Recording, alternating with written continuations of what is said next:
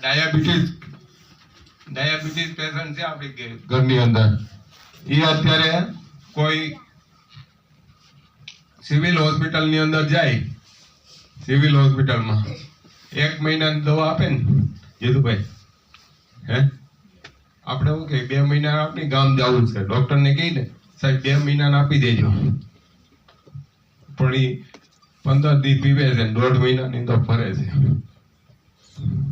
હું કહું ફ્રી છે, ઘરવાળી તપાસ કરે છે આ પીવે કે નહીં, મા બાપ કોઈ નથી કરતું. પણ એ જ જગ્યાએ 5000 આપ્યા હોય તો,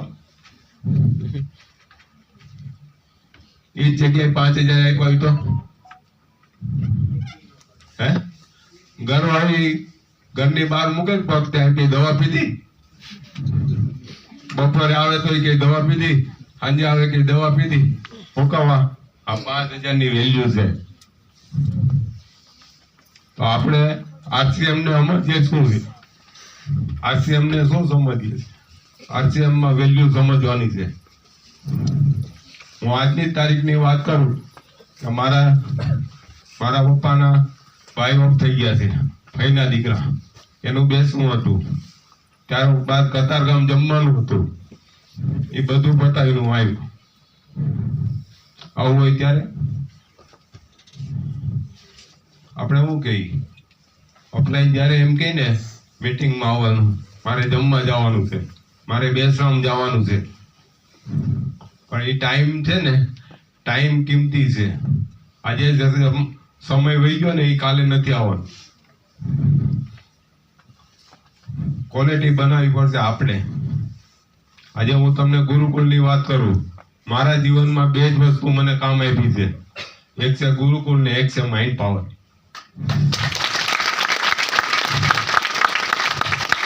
ડિજિટલ માઇન્ડ પાવર ચાલુ થયો ને, કોઈને યાદ છે? ડિજિટલ માઇન્ડ પાવર ચાલુ થયો સવારે 6 વાગે. કેટલા વાગે? 6 વાગે. કોઈને યાદ હોય તો કયો, હું તારીખ સાથે કહું.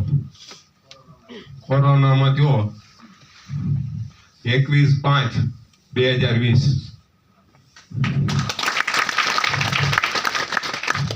ત્યારથી લઈને એક બોલવાની તકલીફ છે. હું તમને કઈ આપી નહીં શકું, મોટિવેશન નહીં કરી શકું, પણ તમે મારાથી કેટલું લ્યો છો એ તમારા પર છે. હું કોશિશ કરીશ, હું સમજાવતો નથી, કેમ કે દિનેશભાઈ જેવા દિનેશભાઈ એમ કહે છે કે સમજવાથી કઈ થતું, સમજાવી નથી શકતા. પોતાની શક્તિથી, પોતાની સમજણથી જે સમજે તો અપનાય તો આપણી પાછળ મહેનત કરે છે કે ભાઈ આ બેનને આપણે 5000 લાવી, આ ભાઈને 10000 પહોંચાડીએ, આ ભાઈને રોયલ્ટીએ પહોંચાડીએ, પણ એના માટે આપણે કેટલા? જયારે 2019માં મારી પાસે સિસ્ટમ આવી, 3 વર્ષ નવસારીની અંદર મેં ફીલ્ડ કર્યું.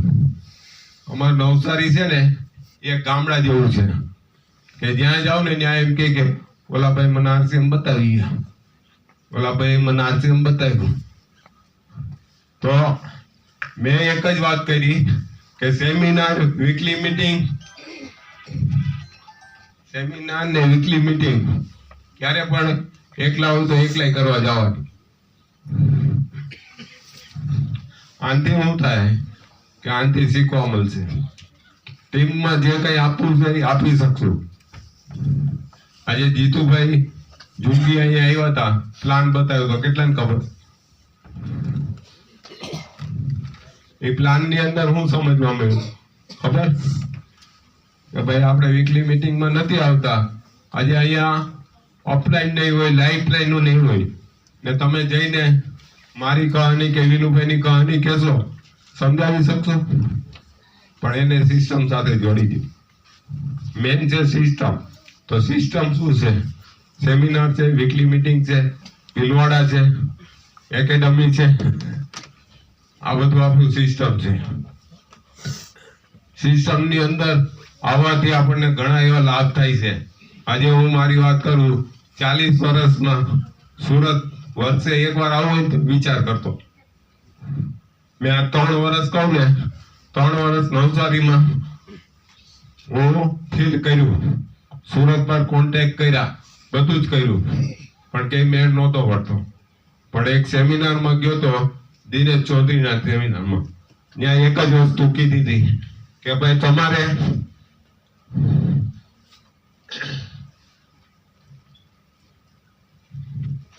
તમારે જો આમાં રોયલ્ટી ટેકનિકલ થવું હશે તો તમારી નીચે 2 જણા સાથીને ગોતવા પડશે. આપણી ઘરે છોકરા છોકરી છે ને, ક્યાં સુધી ગોતશું? ન મળે ત્યાં સુધી. પણ આપણે શું કરીએ છીએ? 5 જણાને મળવા ગયા, 10 જણાને મળવા ગયા. આજે મેં 60 જણાને ગોત્યા. કેટલા? 60 માં ખાલી 3 જણા એક્ટિવ છે. અને 61 મો બોમ્બ છે ને, આ કાજલબેન વગાસિયા છે. આજે 3 વર્ષ પછી એક માણસ, એક બેન મળ્યા મને, અને અહીં આખી પૂરી ટીમને કરી. 1.5 વર્ષ મેં શનિ રવિ 2 વ્હીલ લઈને અપડાઉન કર્યું. વરસાદ હોય, ટાઈડ હોય કે તડકો હોય, આવવાનું, સાંજે મીટિંગ કરવાની, આખો દી મળવાનું, ફોલોઅપ કરવાનું. એમાંથી ટીમ ઊભી કરી. 1.5 વર્ષથી 1.5 થી 2 વર્ષમાં આજે સુરતમાં આવ્યો તો 5,000 ની ઇન્કમ ફીલ ચાલુ કર્યું. 5,000 ની ઇન્કમ હતી. 1.5 થી 2 વર્ષમાં 50,000 ની ઇન્કમ થઈ. આજે હું બોલું છું. આજે કોણ મને સાંભળે? આજે મને કોઈ સાંભળે નહીં. કોઈ બાજુમાં ગયા હોય ને તો એમ કે આગળ કઈક માગશે. આજે વિનુભાઈ કીધું કે ભાઈ 10,000 15,000 કોણ આપે? આજે હું મારી જિંદગીથી કંટાળી ગયો હતો, પણ અપલાઈન નો અને ટીસી સર નો ખૂબ ધન્યવાદ માનું છું કે મને આવી ખુશીનો સિસ્ટમ નાખી. RCM લખેલું છે. RCM નો અર્થ શું થાય? પેલા રોવારે, પછી કમાણી કરાવે, અને પછી મોજ કરાવે. જિંદગીમાં ગમે એ ફિલ્ડમાં જાઓ તમે, રડાવશે. પણ આજે માણસને લાલચ છે પૈસાની, પણ મને એક જ લાલચ છે શીખવાની. શું કે હું આજે મારી માનસિકતા એક જ હતી કે હું દિવ્યાંગ છું. અમારે 250 જણાનું ગ્રુપ ચાલે છે દિવ્યાંગનું. એની અંદર હું સભ્ય છું. એની અંદર એક દિવસ મીટિંગ કરવામાં આવી અને એક કલેક્ટર આવ્યા. તો કલેક્ટરે એવું કીધું કે ત્યાંથી મેં એક શબ્દ પકડ્યો કે તમે દિવ્યાંગ તો છો, પણ ક્યાંથી? શરીરથી, મગજથી નહીં. આ શબ્દો જયારે આપણે પકડી લઈએ, આપણે હારા જઈએ, પણ અહીંથી દિવ્યાંગ જઈએ. ત્યાં બધી પોસ્ટના માણસો બેઠા હતા, બધાને કીધું કે આપણે અહીંથી દિવ્યાંગ જઈએ. આપણે થઈ ગયું ને ત્યારે. તો આની અંદર આપણે કરવાનું શું રહે? શીખવાનું રહેશે. વીરુભાઈ કીધું ને ગુરુકુળ. સવારે ઠંડી તો છે, રાતે 1 વાગે આવ્યો તો સવાર 6 વાગે ગુરુકુળમાં પાછો એન્ટ્રી લીધી. 2 વાગે આવે તો એન્ટ્રી લઈ છે. અત્યારે 4 વ્હીલ નથી, 2 વ્હીલ પર જ ફિલ્ડ કરીએ છીએ સુરતમાં જ. કોઈ દિવસ સાંજે ઘેરે નહીં રહેવાનું. આ વસ્તુ કરવી પડશે આપણે. કેટલા વર્ષ? 5 વર્ષ, ત્યારે થશે. આજે મારે એવું કીધું હોત કે ભાઈ વરસાદ છે, અહીંયા આખી ટીમ સાક્ષી છે કે વરસાદ હોય તો અહીંથી હું પાછો રિટર્ન જતો આવતો, તડકો હોય તો આવતો, ના ટાઢ હોય તો આવતો. પહેલી વાર ઘેરેથી નીકળ્યો ને ગાડી લઈ, ત્યારે મમ્મી પપ્પાને એવું કીધું કે હું ગાડી લઈને સુરત જાઉં છું. કે ગાડી લઈ આવું મને 4-5 વાર સંભળાયું. હું કહું, પણ પછી હું રેગ્યુલર 2-5 વાર આવ્યો ને, પછી કોઈને ટેન્શન ન હોય. પછી કે ભાઈ તો જવાનો જ છે. એમ આપણે કોઈ પણ કામ કરીએ ને, એને કોઈને કોઈ આપણને રોકવાનું કામ કરશે, પણ આપણે ઊભું નથી રહેવાનું. ઘરના હોતા ને આપણને ઊભા રાખશે.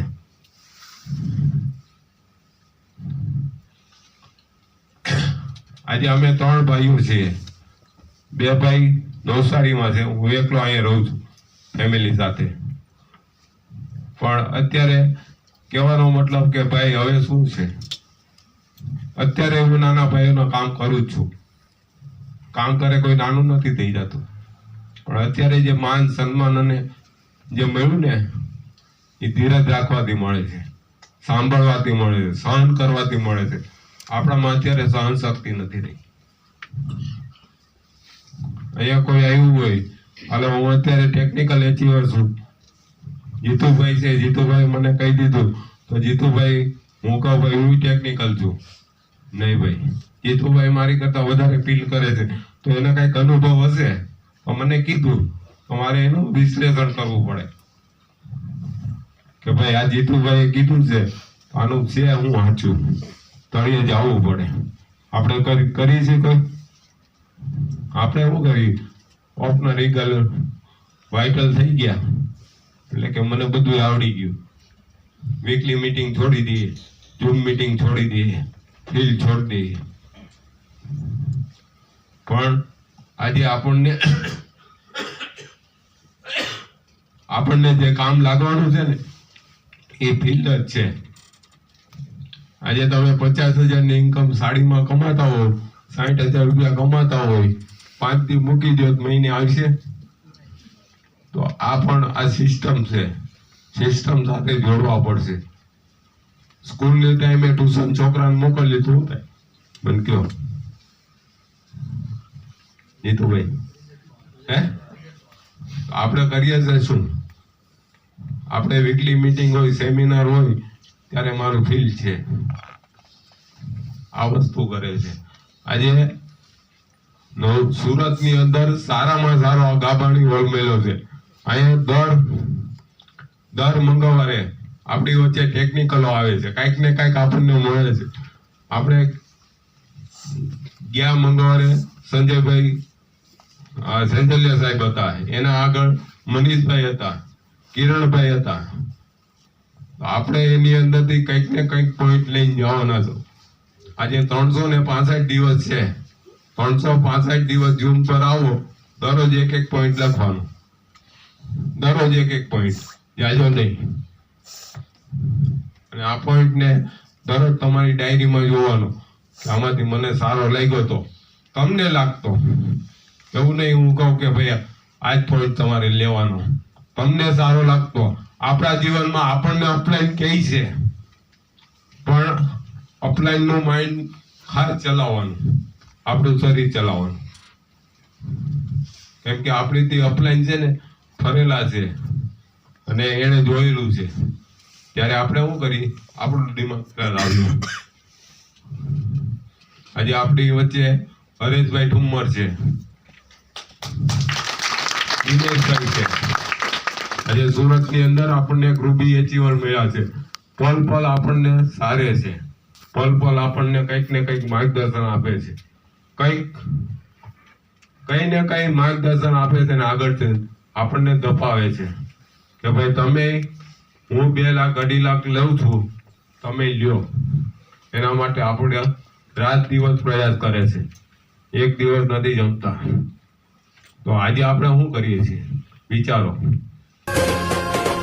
बदलेगा ये